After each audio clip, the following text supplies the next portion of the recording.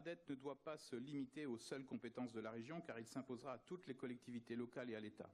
C'est donc un vaste plan de concertation qu'il convient d'engager avec l'ensemble des acteurs. Pour cela, une méthodologie doit être choisie qui permette de fédérer les partenaires multiples autour d'un projet commun. En effet, le SRADET ne peut pas être l'agglomération des desiderata des territoires, il ne peut pas non plus être un mégascote, il ne peut pas enfin être un exercice de préfiguration du contrat de plan État-région. Le SRADET doit s'appuyer sur l'analyse des besoins des territoires, et les besoins sont par définition des exigences nées de la nature ou de la vie en société. Vaste programme, quand on parle d'une région née sans concertation, elle, un dimanche après-midi dans un bureau de l'Élysée. Et pourtant, chers collègues, il nous faudra bien trouver avec cette démarche la cohérence territoriale qui nous permettra de concevoir ce schéma. Nous aurions préféré être consultés sur la création de la région. Pour définir le besoin qui se déclinera ensuite en grandes fonctions, il conviendra de disposer d'une méthode appropriée. Le choix de la méthode est selon nous primordial, une méthode qui garantisse l'objectivité de la démarche.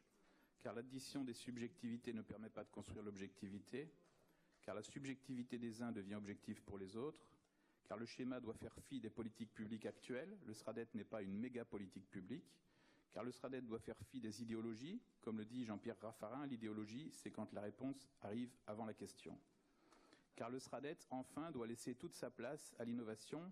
Or, l'innovation ne naît pas de l'analyse des solutions, elle naît de la compréhension et de l'analyse des problèmes et des besoins. Le SRADET, chers collègues, ne saurait être la liste des commandes publiques du futur.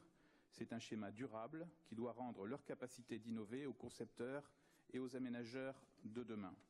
Dans son discours de la méthode, Descartes recommande de poser les problèmes, de les identifier séparément, en autant de problèmes simples pour simplifier leur résolution. C'est à peu près tout le contraire de ce que propose le SRADET, qui, sous couvert de volonté de cohérence globale, propose au contraire la complexification. La belle idée risque fort d'aboutir à un blocage supplémentaire. Soyons donc vigilants. Le pragmatisme vient du terrain, alors organisons-nous pour ne pas oublier le terrain lors de l'élaboration de ce schéma voulu par votre majorité, car je rappelle que cette loi, baptisée NOTRe, est vôtre. Pas mal.